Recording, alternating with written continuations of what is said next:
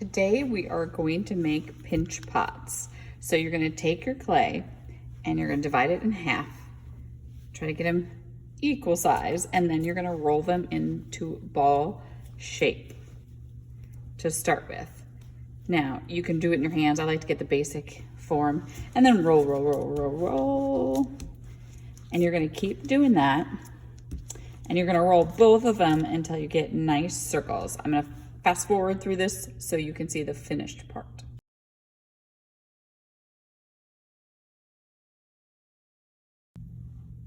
We have the 2 balls of clay. Now we're going to set one aside for right now. We're going to do the same thing to both, but to make this into a pinch pot, what you're going to do is take your thumb and you press it in. Okay, so you have a thumb hole right there. Now we're going to use our fingers like pinchers, and we're going to pinch around the side of the clay. And the more we do that, the bigger, you can already start to see, the bigger the opening.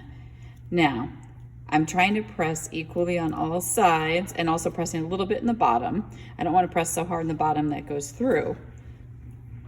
I'm going to keep going around and around and around. Okay, again, I'm going to stop the video and I'm going to finish this, and then I'll show you the finished one.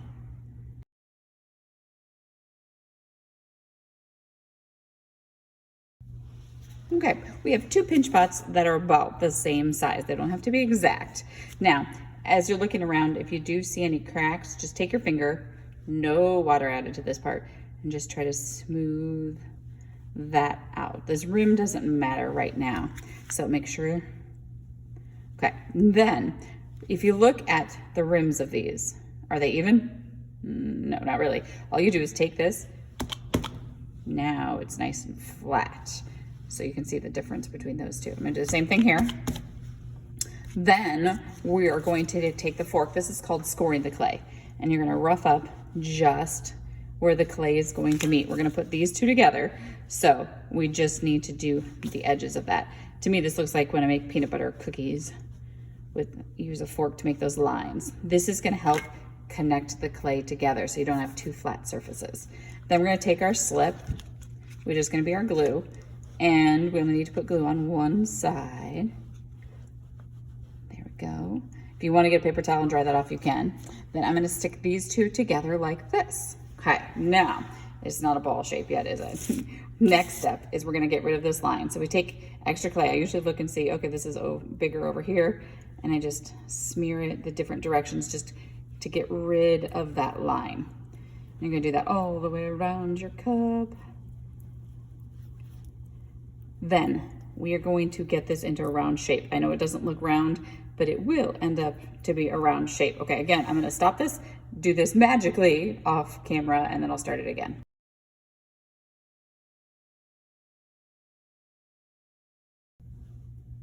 Now the line is gone. Now this just looks like kind of a rock, doesn't it? I'm gonna take this off. And then I'm gonna take this and I'm gonna roll it around and try to get a ball shape. So just keep rolling, and it also smooths it out nicely, which I really like that part, so it looks less like a rock you might find outside. And again, as you're going, if you see lines starting to appear, you can just rub them off. So you just keep rolling, keep rolling. Now, sometimes when you're doing this, you will notice you get a flat side with like corners. You can I always take the palm of my hand and I can bump those out because you want it round. Some people end up having theirs look like a cylinder, like a pop can. If that happens, come talk to me and we'll do the pounding of the corners down. Okay, and your goal is to get it round. I have one already started like that. Have fun.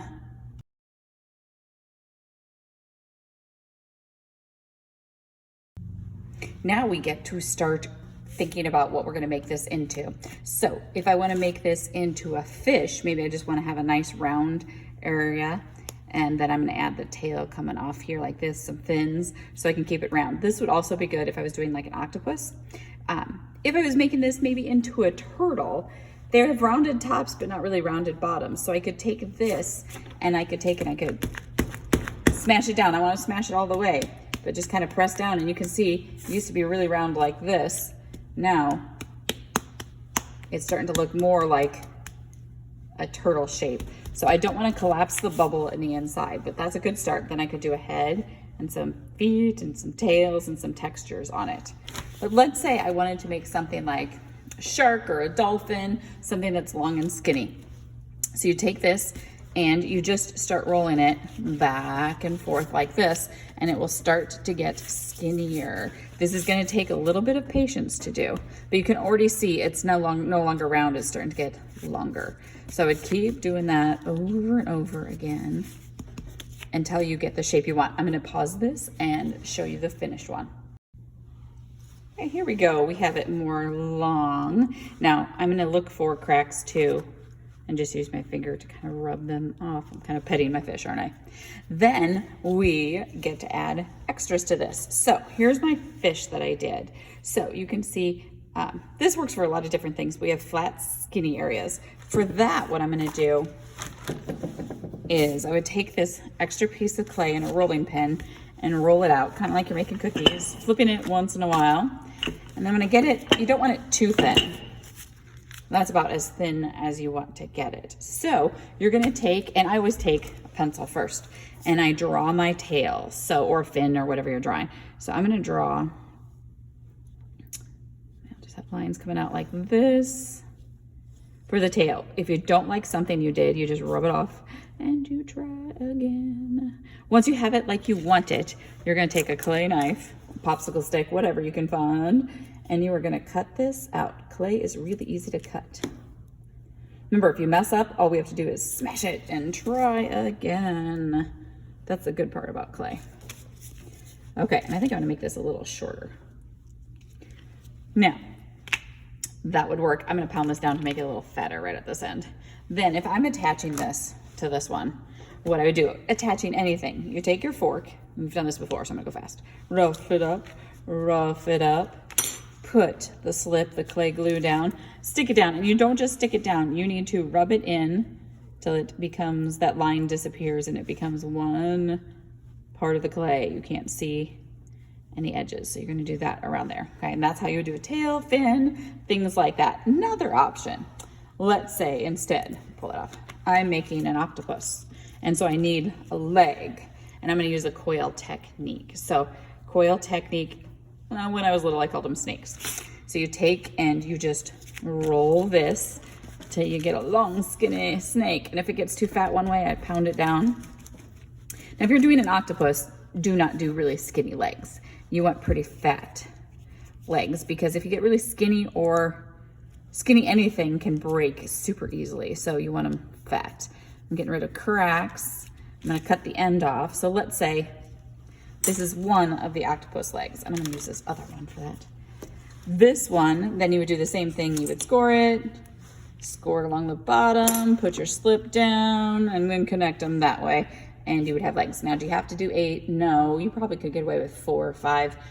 If you have time to do all 8, that is perfectly fine also. So there's many different things you can do that way. Now, let's say if I am making this into like a dolphin or a shark, the tail doesn't quite work the same. You wouldn't just do a tail like this. It kind of gradually goes down. So what I'm gonna do is take my clay, I think I'm gonna take all of it, and I'm actually just gonna form it basic shape with here. So I need it fatter on this end and skinnier down here. When I get a shape that's halfway decent, I can smooth it out. Now the end, I'm gonna flatten a little bit because the tail gets kind of flat. Maybe cut a little chunk out. Okay, pound it down again and pretend like that looks really good. I would take time smoothing, but you would do the same thing. You would score, mine's still scored there. Add the slip, you put it together, and then I would really blend it in together. So it'd become really one part. It would really look like it's going back. There wouldn't just be a line there. So you can kind of see it's starting right on that side. And if I didn't like it, I could also pound in areas too, okay? So I'm gonna pause it and show you my finished tail. You can see the tail's kind of coming together there. It really blends nicely. I got a little bump there to take care of.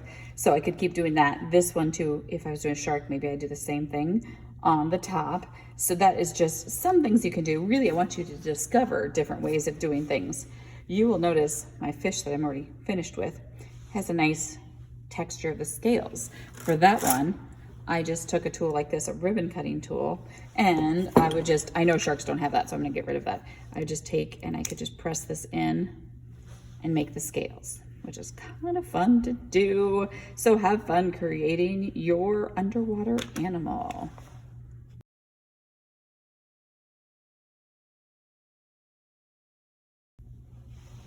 Here is my whale, and he is almost done. So right now I need to do a couple more things. One is we have an air bubble in here. Now, air bubble has been great because it's helped hold it together, but we don't want to keep an air bubble in there because it can cause air expands when it gets hotter. So when it's in the kiln, if there's air trapped in there, it could explode your project. So, or it also doesn't let it dry in there either. So we just don't want to have the possibility of that happening. So what I'm going to do is there's several different ways to do this. One is they have a blowhole, this killer whale does. So I could take this and I could poke it down until it pops. There, it popped. Okay. So then I have a blowhole. That would be just fine. Also, you could take the clay knife and you could cut a mouth opening in this too if you wanted to. Killer whales do have a mouth opening. Okay, and I can pry this open a little bit. I'm not to the inside yet. There we go. Okay, so I can do that. I would want to touch that up a little bit, but you get the general idea there. Eyes could have been poked in too. Fish, I did the mouth. Now, if you're doing a turtle, I know this is not finished. Turtle is a little bit harder. So for the turtle, what I usually do is turn it to the bottom of the shell, and then I just use my pencil and I just stab it down into there. I have lost, oh, there's my pencil, rolled away on me. You can just take and poke that down like that. So make sure there's an air bubble. Then when you're done, just write with a pencil your first name and your class. So let's say this is 4A. I know it's probably B or C, but so you make sure that is on the bottom. So whole and your name. Have fun.